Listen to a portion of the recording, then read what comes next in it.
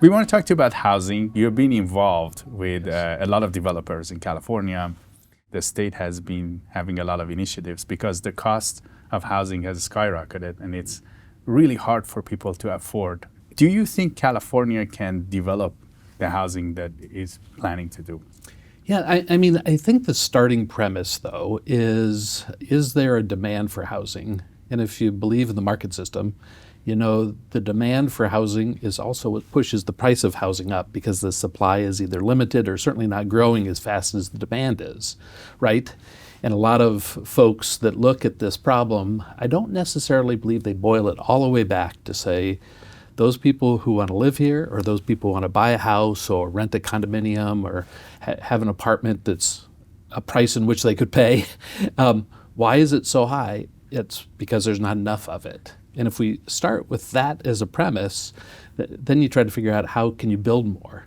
And many local governments support building more, but most local governments I've found have a lot of restrictions in their rules and regulations to advance building more. So that's when the state stepped in.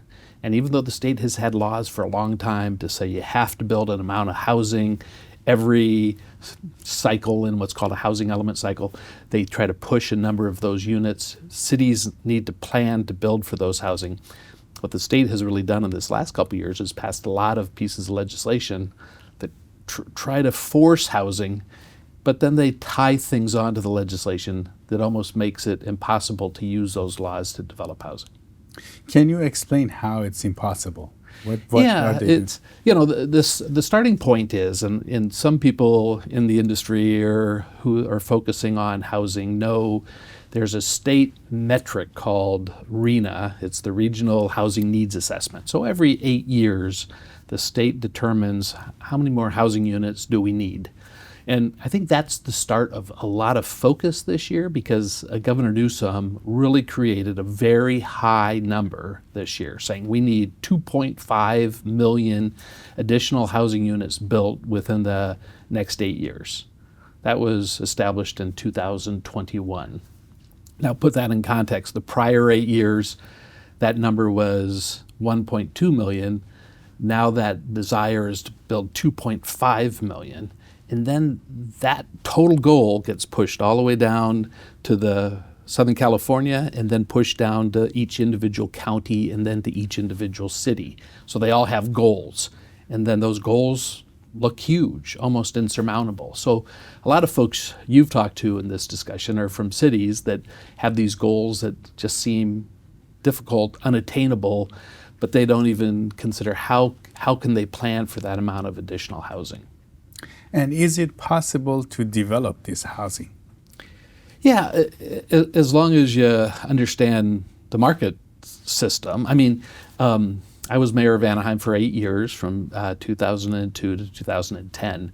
One of the things we did around Angel Stadium, Anaheim Stadium, is created a unique type of zoning that basically allowed developers to build up to 15,000 residential units on the property that was traditionally zoned industrial for industrial use. That was an area that was changing. It was becoming more urbanized. That old one-story industrial building was not necessarily the best for that area. So we allowed the market to come in and decide what they wanted to do with it, but we gave them the right and the opportunity to.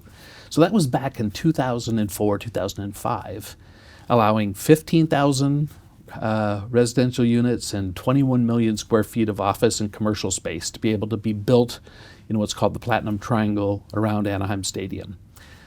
At this point in time, in 2025, there might be 9,000 units of that 15,000 built. So basically the city said, we'll clear the environmental restrictions, we'll allow you to build what you want here. And basically the city was very supportive. But then there's a disconnect. How come you allowed 15,000, only 9 It's been 20 were years, built? right? Right. And it's because the market goes up and down. The cost of building goes up and down. The demand for housing, the financing costs go up and down. So even when you plan for housing, it's not going to show up tomorrow. It will be based upon, can the market invest and build a product that that people will either buy or an apartment that the rate would be in an area where they could afford to rent it. And I think that's what's kind of missed in much of this discussion.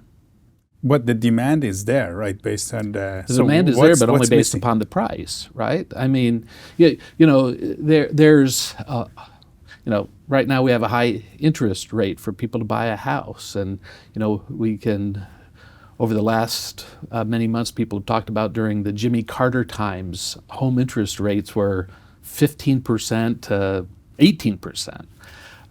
You had just within the last 10 years, interest rates that were 2, 3, 4% for home buyers. Now they're higher, 5, 6, 7%.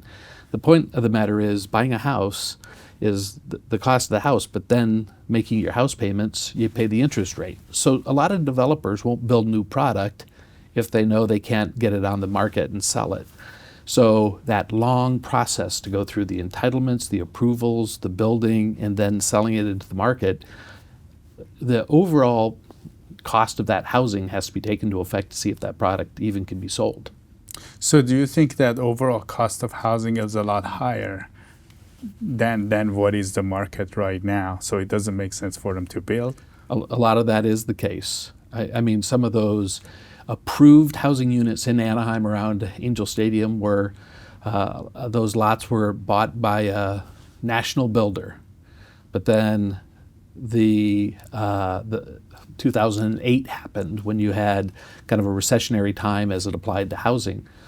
They chose not to build any of their product because they knew they couldn't sell it to recoup the cost of what they paid for land.